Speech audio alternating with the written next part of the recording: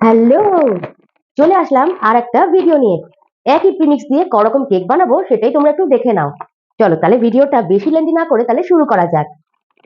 চলে আসলো আমার প্রিমিক্স, আমার অল টাইম ফেভারিট প্রিমিক্স।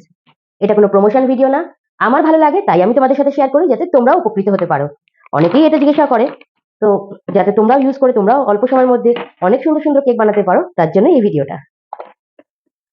তো প্রথমে প্রিমিক্সটাকে আমি কাট করে নেব, আর আমি এরকম কন্টেনার নিয়ে নিই, কন্টেনারের মধ্যে প্রিমিক্সটাকে ঢেলে নেব। তো তোমরা দেখতেই পাচ্ছ আমি কোন প্রিমিক্সটা ইউজ করি, আর এটা কিন্তু সম্পূর্ণ এগলেস, এটা ভ্যানিলা ফ্লেভার। প্রিমিক্সের প্যাকেটটাকে কাট করব, কাট করে এইরকম কন্টেনারের মধ্যে আমি রেখে দিই। একটা একটা করে প্রিমিক্স ইউজ করার এটাই সুবিধা, কারোর অর্ডার খুব বেশি থাকে তো তার অসুবিধা হয় না। কারোর অর্ডার হয়তো আজকে একটা হলো, 2-3 দিন পরে একটা, বা এক সপ্তাহে হয়তো একটা কি দুটো। তখন কি হয়, গোটা একটা 5 কেজির প্যাকেট নিয়ে রাখলে পরে প্রিমিক্সটা অনেক সময় নষ্ট হয়ে যেতে পারে, ডেটটা পার হয়ে যেতে পারে। তো আমাদের সব থেকে সুবিধা হয় যখন আমরা এরকম 1 কেজি কন্টেনারের মধ্যে, মানে সরি 1 কেজির প্যাকেটগুলো আনবো আর সেগুলোকে একটা একটা করে ইউজ করবো। এখানে আগে ছিল একটুখানি প্রিমিক্স, তারপরে আমি ঢালছি, অসুবিধা নেই।